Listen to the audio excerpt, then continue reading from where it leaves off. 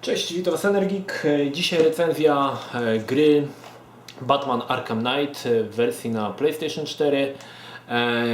Nie grałem w wersji na PC, także nie wypowiadam się odnośnie tej wersji, która podobno jest skopana. Ciężko mi powiedzieć, jak to wygląda. Widziałem tylko na internetach i wysłuchałem opinii innych, ale samemu się nie mogłem zapoznać. Także moja recenzja dotyczy wersji na PlayStation 4, w której błędy występujące w wersji PC-owej no, nie występują, że tak powiem. Arkham Knight to zamknięcie trylogii Rocksteady o Batmanie. Trylogii, która od pierwszej części była naprawdę bardzo dobra. Mówię trylogii, ponieważ Arkham Origin nie został wyprodukowany przez Rocksteady i ogólnie większość fanów uważa tą część Batmana za najsłabszą, chociaż wykorzystuje ona te same postacie i motywy z trylogii Rocksteady, to jednak nie była ona tworzona przez tą ekipę. Także Arkham Knight domyka trylogię gier o Batmanie, która w mojej opinii była jedną z najlepszych gier o Batmanie, jakie kiedykolwiek powstały. I zakończenie Arkham Knight jest naprawdę zacne. Ponownie naszym przeciwnikiem, tym razem mamy dwóch głównych przeciwników. Ponownie jest jeden to jest Scarecrow, czyli strach na wróble, a drugi tytułowy Arkham Knight. I o ile Arkham Knight jest taką pewną tajemnicą, którą Batman stara się rozwikłać, to gra tak gdzieś w połowie daje pewne tropy, które pozwalają wysnuć pewne wnioski, kim ten Arkham Knight tak naprawdę może być. Większość osób troszkę ogarniętych z Batmanem myślę, że nie będzie miało problemów, żeby odpowiedzieć sobie na pytanie, kim jest tajemniczy Arkham Knight no i tyle, tak, że tak powiem. Gra ma miejscami pewne naciągane elementy w fabule. Sama fabuła dotyczy bardziej tutaj stracha na wróble, który rozpuszcza toksynę w mieście i grozi, że rozpuści, znaczy właściwie rozpuszcza w takim barze toksynę, a następnie grozi, że rozpuści ją w całym mieście. Przez co całe miasto zostaje ewakuowane i tylko w mieście zostają bandziory. No i to jest pierwsza część, która jest mocno naciągana, bo rozumiem, że no tam wysiedlić, znaczy tam ewakuować trochę ludzi, ale ewakuować całe miasto i tak, żeby byli tylko bandziory, bez żadnych meneli, lumpów, to...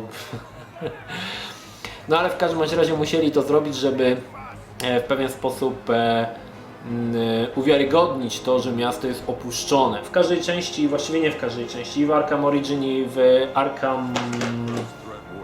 Arkham City mieliśmy podobnie opuszczone miasto, w którym tylko rządzili bandziory. Tutaj można powiedzieć, że było jeszcze bardziej naciągane, ale tutaj muszę przyznać, że ten element jest dosyć naciągany. Batman oczywiście rusza do boju, aby powstrzymać stracha na wróble, zmierzyć się też z Arkham Knight i w międzyczasie też spotkać starych dobrych znajomych, czyli m.in. dwie twarze, Cobblepota, czyli Pingwina, no i oczywiście Riddlera, który tym razem umieścił prawie 250 zagadek na terytorium Gotham City, które musimy rozwiązać. Arkham Knight to tak naprawdę Arkham City z pewnymi nowymi feature'ami. Autorzy po prostu nie chcieli zmieniać tego, co było dobre i chwała im za to. Zostawili te elementy, które były dobre w Arkham City i dodali pewne elementy, które sprawiają, że gra wydaje się całkowicie nowa i świeża. I chyba najbardziej głównym elementem, który dodali, to oczywiście Batmobil. Batmobil, którego zasadność w tej grze, umieszczenie w tej grze jest w mojej opinii dosyć średnia. Oczywiście możemy poruszać się po ulicach Gotham w Batmobilu, jednak ja muszę przyznać, że i tak wolałem chyba jednak latać ponad budynkami, bo było to po prostu szybsze i wygodniejsze poruszanie się niż korzystanie właśnie z Batmobila. Ale trzeba przyznać, że samo sterowanie Batmobile jest naprawdę zacnie zrobione. Dodatkowo świetnie zrobiono to, że Batmobil, uderzając właściwie w każdy element miasta Gotham, to wszystko się kruszy, rozwala. Także jest to naprawdę fajnie zrobione i czuć, że ten Batmobil ma ogromną moc. Batmobil dodatkowo ma jeszcze tryb tryb wojenny, że tak powiem, czy tryb wojenny, czy jakoś tam się to nazywa, nie pamiętam, gdzie możemy walczyć. W tym trybie samochód zmienia się ciężko powiedzieć, że to jest już wtedy samochód, zmienia się w taki czołg, który potrafi też dodatkowo strajfować, czyli poruszać się na boki we wszystkich kierunkach, i w tym trybie walczymy z nadciągającymi z różnych stron takimi czołgami sterowanymi przez sztuczną inteligencję. I tutaj gra zamienia się w coś, co bardzo mi przypominało Super Hot, z tym, że tutaj nie zatrzymuje się czas, ale działa to na podobnej zasadzie, kiedy mamy trajektorię pocisków i musimy się tak ustawić, żeby pociski przeleciały gdzieś obok nas, a my żebyśmy zdążyli zniszczyć te bojowe droidy.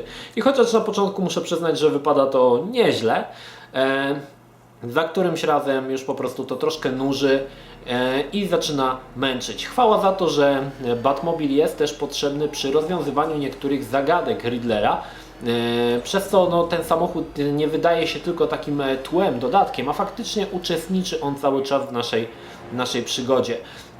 W każdej chwili możemy samochód wezwać, szybując nad miastem, możemy nacisnąć L1, samochód zaraz przyjedzie, wyjedzie gdzieś za węgła i od razu możemy w niego wsiąść i poruszać się po mieście. I to jest jedna z pierwszych nowości, która zdecydowanie chyba wypada na plus, bo ten Batmobil był przez wiele osób oczekiwany. On właściwie pojawiał się Batmobil w każdej części Batmana, z tym, że on nie był samochodem, nie był interaktywny, to znaczy mogliśmy go gdzieś zobaczyć albo gdzieś w jakiejś cutscence, ale nigdy nie mogliśmy nim oczywiście sterować. No i teraz dodano nam tą funkcję.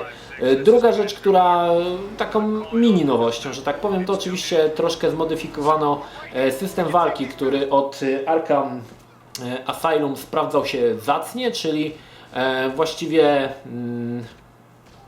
metoda walki cios i kontra, która się doskonale sprawdzała. Tutaj dodatkowo to oczywiście usprawniono. Batman ma nowe gadżety, pojawiają się nowi wrogowie, na których trzeba obrać odmienną taktykę. No i tutaj jest mój pierwszy zarzut. O ile w Arkham Origin zepsuto cały mechanizm walki przez jednego z wrogów, który mógł nas zaatakować poza widzeniem kamery, że kamera go nie wyłapowała, on po prostu znikąd się pojawiał. Natomiast tutaj w mojej opinii walka już, oczywiście mówię na najtrudniejszym poziomie trudności dla tych, którzy chcą wykręcać długie kombosy, a nie ciurać po 5-6 ciosów i zaczynać od nowa, tylko mówię o takich powiedzmy bitwach, gdzie wykręca się 70-80 ciosowe kombosy. Walka stała się o wiele bardziej trudna przez to, że bohater ma nowe gadżety i właściwie już obłożenie pada jest tak duże, że większość tych gadżetów trzeba z naciśnięciem klawisza R1 i klawiszy tych kwadrat, trójkąt, kółko i krzyżyk, co było oczywiście już we wcześniejszych Batmanach, ale tutaj jest wprowadzone jeszcze to, że są dodatkowi wrogowie, czyli dodatkowe permutacje wrogów, których znaliśmy wcześniej, czyli pojawiają się jeszcze takie dryblasy, które były znane chociażby z Arkham Origin, którzy dodatkowo mogą trzymać na przykład tarcze albo mieć takie pałki, które łoją prądem, także trzeba przyznać, że w którymś momencie w walce wdziera się ogromny chaos, gdy nie za bardzo wiadomo właściwie co zrobić i często muszę powiedzieć, że doprowadzało mnie to do szału, kiedy nie wiem, udało mi się ugrać 80-ciosowe combo albo 90 i przez głupi błąd, że na przykład palec mi się omsknął, musiałem zaczynać od początku. Nie jestem, że tak powiem, lajkonikiem w kwestii Batmana, ponieważ i Arkham Asylum i Arkham City mam splatynowane. Arkham Origin nie platynowałem z tego względu, że w mojej opinii był tam zepsuty system walki. Także potrafię stwierdzić, że system walki jest tutaj troszkę trudniejszy. Zwłaszcza, że grałem na tym najwyższym poziomie trudności, także nie wiem jak jest na najłatwiejszych. Może jest trochę łatwiej, ale tu jest faktycznie to dosyć skomplikowane. Oczywiście wracają też misje skradankowe, czyli gdzie mamy jakiś połacz terenu, po której się poruszamy, atakując wrogów, pokonując ich po cichu, bądź oczywiście, no, jeżeli nie chcemy po cichu, to normalnie. I tutaj też z kolei ten element wydaje mi się o wiele prostszy niż w poprzednich Batmanach. Myślę, że przez to, że Batman uzyskał nowe możliwości, między innymi tak zwany atak, gdzie możemy zaatakować maksymalnie 5 wrogów, jeden po drugim, właściwie bez utraty energii, automatycznie ich znokautować, co wprowadza dosyć upraszcza troszkę rozgrywkę. Natomiast same te misje skrankowe i tak wydają mi się troszkę łatwiejsze. Batman już jest naprawdę takim wymiataczem i korzystanie z tych wszystkich jego wynalazków mocno ułatwia grę i myślę, że to jest też jeden z tych elementów, które w mojej opinii nadal są dobre, ale są po prostu prostsze niż w poprzednich częściach. Powracają oczywiście misje dodatkowe, czyli w misjach dodatkowych możemy złapać m.in.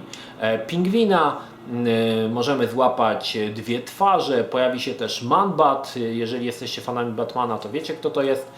Pojawia się też Firefly, czyli taki piroman latający, który podpala budynki, też pojawił się chyba nawet w polskich Batmanie chyba jeden raz. Także mamy też tutaj warto wspomnieć też taką, można powiedzieć, gościnną wizytę samego Hasha, który też się pojawia. Także ogólnie muszę przyznać, że te misje dodatkowe fajnie wypadły. Warto je skończyć wszystkie, po to, żeby właśnie móc zapakować do więzienia wszystkich złoczyńców z Gotham, a dodatkowym plusem jest też to, że dopiero po wrzuceniu do celi praktycznie wszystkich tych złoczyńców z misji dodatkowych oprócz jednego dostaniemy prawdziwe zakończenie Batmana, także warto. Ja skończyłem Batmana na 100%, rozwiązałem, jest to taka moja już tradycja, że kończę Batmana zawsze na 100%, czyli wszystkie misje zbieram, wszystkie zagadki, rozwiązuję wszystko, co się da rozwiązać w mieście Gotham. No i muszę przyznać, że tutaj wyjątkowo fajnie wypadły zagadki Riddlera, które właściwie w każdym Batmanie, one były na tyle ciekawe, że aż chciało się je rozwiązać. To są jedne z tych znajdziek, które nie męczą, a dodatkowo jeszcze zmuszają do myślenia i sprawiają sporo satysfakcji. I tutaj faktycznie te zagadki, przez to, że Batman ma coraz szerszy arsenał, dodatkowo jeszcze Batmobil, bardziej zróżnicowane są względem siebie, no i one są dosyć trzeba przyznać, interesujące.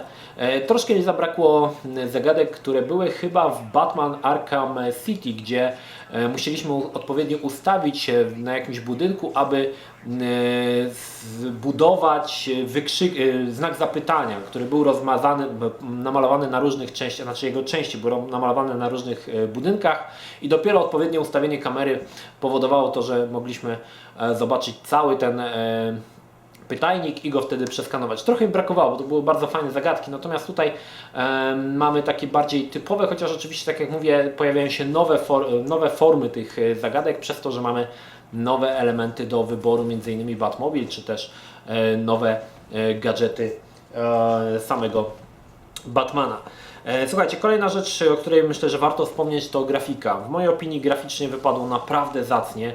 Gotham City jest miastem niewielkim, jest bardzo małym w porównaniu do takiego, nie wiem, Wiedźmina, czy chociażby ostatnich jakichś gier, które graliśmy. Gotham City jest, można powiedzieć, taką kropeczką na mapie. Ale muszę przyznać, że to się sprawdza. Myślę, że gdyby była większa mapa, mogłoby troszkę to powodować frustrację, ale z kolei mała mapa w mojej opinii troszkę sprawia, że zbędny staje się Batmobil, ponieważ lepiej się poruszać jednak górą niż dołem, co jest, tak jak mówię, szybciej, wszędzie można łatwiej dotrzeć niż z Batmobilem, ale to jest chyba tylko moje zdanie, bo wiele osób polubiło, znaczy ja ogólnie też polubiłem Batmobil, jest całkiem spoko, fajnie to zrobili, fajnie zrobili ten element walki Batmobilem, którego muszę przyznać, że troszkę się obawiałem, ale wyszli z tego obronną ręką i no powiedzmy sobie szczerze, wyszło to naprawdę dobrze. Natomiast faktycznie miasto jest na tyle małe, że łatwiej po prostu przelatywać z miejsca na miejsce niż korzystać z Batmobila. No ale miałem powiedzieć jeszcze o tej grafice. Ogólnie grafika wygląda naprawdę fantastycznie. Nie jest to ta jakość grafiki na PC-cie, nie mamy tych wszystkich fajerwerków od Nvidia, czyli jakiegoś tam dymu, który się rozmywa, czy też rozstępuje przed batrangiem i tak dalej, ale i tak muszę przyznać, że wygląda to naprawdę dobrze. Gra działa płynnie, nie ma spadków animacji w klatkach na sekundę. Wygląda to naprawdę zacnie. Muszę przyznać, że oprócz Wiedźmina, obok Wiedźmina to chyba jedna z ładniejszych gier na PlayStation 4 i trzeba przyznać, że faktycznie wygląda to bardzo, bardzo dobrze, szczególnie jeżeli gdzieś stoimy wysoko i możemy zerknąć na to całe Gotham, zobaczyć jak ono wygląda, no naprawdę, naprawdę zacnie. Zacnie to wyszło. Aha, no nie wspomniałem jeszcze o jednej rzeczy, że dodatkowo mamy też z misji dodatkowych jakieś mamy bardziej misje detektywistyczne, czyli ścigamy na przykład seryjnego mordercę, które też mi się bardzo podobały i cały ten core rozgrywki został cały czas ten sam, który był w Arkham City. Po prostu dołożono nowe elementy, nie niszcząc tego, co już było wypracowane przez 3 kolejne części. No powiedzmy, że 3 kolejne części. Sama fabuła jest naprawdę zacna i śledzi się ją z wielkim zainteresowaniem. Warto zwrócić uwagę, że w grze znajduje się troszkę nawiązań do komiksów. Jeżeli czytaliście chociażby Zabójczy żart, no to pewne sceny, które zobaczycie, myślę, że przypomną Wam właśnie o kartach tego komiksu. Dodatkowo, tak jak mówiłem, pojawia się troszkę nowych postaci, które nie pojawiały się we wcześniejszych Batmanach, głównie w postaci jakichś tam pobocznych wrogów, ale i tak dobrze, że oczywiście, że są. Natomiast tutaj jest jedna paląca kwestia, która myślę, że wielu z Was interesuje. Jak Batman, jak nie ma Jokera. Kto skończył Arkham City, no to wie, że Jokera, no nie będę tutaj spoilerował, że Jokera w Arkham Knight być nie może, ale autorzy wyszli z tego obronną ręką i wiecie co, Jokera w Arkham Knight jest więcej niż we wszystkich częściach wcześniejszych razem wziętych. Fajnie to zostało rozwiązane i jeszcze po prostu aż ten Joker Wam się przeje, tak? Często go będziecie widzieli, ale zostało to naprawdę zrealizowane po mistrzowsku, uzasadnione fabularnie i w mojej opinii wyszło to naprawdę, naprawdę zacnie. Wracając jeszcze do tej grafiki, muszę przyznać, że gra ocieka niesamowicie w detale. Już pierwsza scena, gdy z widoku pierwszej osoby wchodzimy do jakiejś knajpy i możemy się rozejrzeć po tej knajpie. Naprawdę tam jest cała masa detali, na które możemy zwrócić uwagę. To jest niesamowite. I warto zwrócić uwagę, że to nie jest tylko ta jedna lokacja, która została tak napakowana detalami, bo trafimy na wiele różnych innych miejscówek, które nawet nie są związane z wątkiem głównym fabularnym, które naprawdę są napakowane masą detali, smaczków, różnych elementów, które możemy nawet się zatrzymać i pooglądać, bo może one tam kryją jakiś easter egg, a może to jest po prostu jakieś dodatkowe informacje. Naprawdę trzeba przyznać, że tutaj wyszło to rewelacyjnie i powiem Wam szczerze, że tak dla porównania odpaliłem sobie Arkham Asylum zaraz po graniu w Arkham Knight i muszę powiedzieć, że ten Arkham Asylum wygląda biednie. To jest nadal dobra gra, nadal dobry Batman, ale w porównaniu z Arkham Knight wygląda po prostu bardzo biednie. Oczywiście to są różne konsole, różne generacje konsol, ale muszę przyznać, że przepaść pomiędzy nimi jest dosyć spora.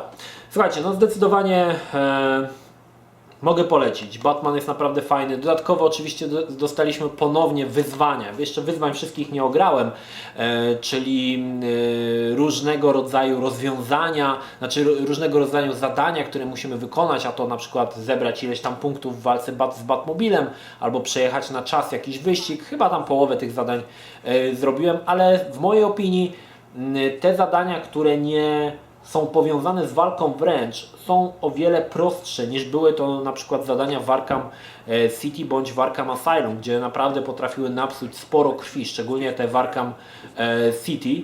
Natomiast tutaj faktycznie te zadania wydają mi się prostsze, poza oczywiście, tak jak mówię, walką wręcz, która w mojej opinii jest trudniejsza i jeszcze tych wszystkich zadań nie ograłem, ale podejrzewam, że w którymś momencie natknę się na jakieś takie mega trudne wyzwanie, które będzie ciężko przejść, ale no ogólnie te same wyzwania oprócz walki wręcz w mojej opinii są troszkę prostsze. Gra jest w pełni zlokalizowana, czyli mamy, znaczy w pełni, no napisy są po polsku. Nie wiem nawet, czy są, szczerze mówiąc, czy... Nie, napisy są. Nie gram po polsku z dubbingiem, także ciężko mi powiedzieć, ale są napisy, wszystko jest ładnie przetłumaczone. Cieszy to, że w grze nawet niektóre tekstury są przetłumaczone, na przykład jakieś napisy, które pojawiają się na monitorku, też są przetłumaczone i to jest też miłym dodatkiem, że nie tylko same dialogi, ale też tu pewne elementy, które pojawiają się już integralnie w grze, też zostały spolszczone i to na wielki plus. Sama gra zajmuje, nie wiem ile, powiem szczerze, 20 godzin, 25, ale wierzcie mi, że nawet po koniec już, gdy chcecie zebrać te wszystkie zagadki Riddlera, tak, że chcecie skończyć grę na 100%, gra nie nuży. Ma coś takiego w sobie, że nie nuży. Gra się bardzo fajnie. Ja nie chwili nie czułem się znużony, że już bym chciał, nie wiem, wyłączyć tą grę, włączyć coś innego. Cały czas ta gra trzyma jakby poziom do samego końca. Nawet jeżeli już skończyłeś fabułę i zbierasz tylko zagadki, to i tak muszę przyznać, że sprawia masę frajdy i chyba o to chodzi właśnie w grach, żeby jak najdłużej sprawiała Friday, żeby jak najdłużej się z nią oczywiście bawić i po prostu nie nużyć się z tym tytułem. Także słuchajcie, z całego serca mogę Wam polecić. Nie polecam wersji PC-owej, bo nie grałem i słyszałem różne dziwne historie, natomiast wersja na PlayStation 4 i prawdopodobnie na Xbox One, którą też nie grałem, ale myślę, że można założyć, że skoro na jednej konsoli działa dobrze, to i na drugiej też. Gra działa sprawnie, nie wiesza się, można ją skończyć, nie ma jakiegoś, tak jak na przykład w Arkham Origin, niektórzy z Was natknęli się przy końcu na buga, który uniemożliwiał skończenie gry i trzeba było grać od początku. No tutaj tego typu elementy przynajmniej mi się nie zdarzyły, tak? I muszę przyznać, że wszystko działa naprawdę sprawnie. Dodatkowo świetna grafika, świetna fabuła i można powiedzieć eleganckie zakończenie historii Batmana. Chociaż ja spodziewałem się troszkę innego zakończenia, ponieważ w grze pojawia się Azrael, który... Ci, co czytali komiks, no wiedzą, co się tam potem z nim stało na samym końcu. Po Knightfallu, gdy Bane łamie kręgosłup Batmanowi, to oczywiście mówię o wersji komiksowej, bo w grze to nie zostało napomknięte, znaczy właściwie zostało, ale troszkę inaczej. W każdym razie troszkę innego zakończenia się spodziewałem, ale to zakończenie, które jest bardzo dobre i myślę, że Rocksteady zakończyło to z takim przytupem i z takim, że zamknęło właściwie furtki, żeby kolejnego Batmana już nie było. Oczywiście oni mówią, że nie będzie, ale czy będzie, czy nie będzie, no to już wiadomo. Kasa rządzi światem i może po prostu trzeba będzie kiedyś ponownie kolejną część Batmana zrobić, jak to było chociażby z God of War, który trzecia część miała być ostatnia, ale pojawiła się kolejna i nie było problemu. W każdym razie zakończenie Batmana jest mocne, pasuje do całej serii, doskonale wpisuje się w cały kanon i muszę przyznać, że byłem niesamowicie zadowolony, gdy gra skończyła się w taki sposób, jak się skończyła, czyli no nie będę spoilerował jak. Skończyła się po prostu bardzo dobrze w mojej opinii. Zakończenie jest naprawdę fajne i myślę, że no nie mogę powiedzieć, że zaskakujące, ale jest naprawdę dobre. To, o czym jeszcze nie wspomniałem, oczywiście o mnóstwie jakichś tam pierdół nie wspomniałem, typu, że możemy walczyć z drugą postacią na ekranie, możemy wykonywać podwójne knockouty, na przykład z Kobietą Kotem i z Nightwingiem, czy też z Robinem, ale to są oczywiście detale, które każdy z Was, jeżeli uruchomicie tą grę, będziecie we własnym zakresie to odkrywać i znajdować nowe smaczki, których ja na przykład, nie wiem, o których ja nie opowiedziałem, bądź też oczywiście pominąłem. Wiem, że większość z Was czeka na tą wersję PC poprawioną. Mam nadzieję, że już wszystko będzie działało i będzie fajnie się Wam grało, bo wierzcie mi, że nie warto tej gry skreślać przez to, że deweloper, który w sumie nie był Rocksteady, to była jakaś inna firma, która robiła tą konwersję na PC-ta, pokpiła sprawę. Nie ma co tej gry skreślać, poczekajcie spokojnie, aż oni ją naprawią i wierzcie mi, że będziecie naprawdę świetnie się bawić, bo jest to naprawdę najlepszy Batman z całej tej no trylogii, no nie trylogii, no mówię, że powinienem powiedzieć trylogii z Rocksteady, no ale mamy tu jeszcze oczywiście Arkham Origin, więc kwadrologii. Najlepszy Batman do tej pory, jaki powstał i myślę, że długo, no jeżeli Rocksteady nie wyda już innego Batmana, długo nic nie powstanie tak dobrego, ale oczywiście jeżeli nie zrobi tego Rocksteady, to nadal może to zrobić Warner Bros. Montreal, który ma właśnie na koncie Arkham Origin. Słuchajcie, to tyle. Mam nadzieję, że Was jakoś zachęciłem do zerknięcia w tą grę. Naprawdę bardzo dobry Batman. Ja jestem wielkim fanem, ogólnie to jest moja ulubiona postać komiksowa, także byłem naprawdę zachwycony tą grą. I mam nadzieję, że większość z Was, nawet ci, którzy będą odpalać później na PC-cie, wciąż poczujecie tą magię Batmana i będziecie po prostu przy tej grze dobrze się bawić. To tyle. Pozdrawiam Was, Energik, trzymajcie się. Do następnego. Cześć. La la la la la la la la la la la la la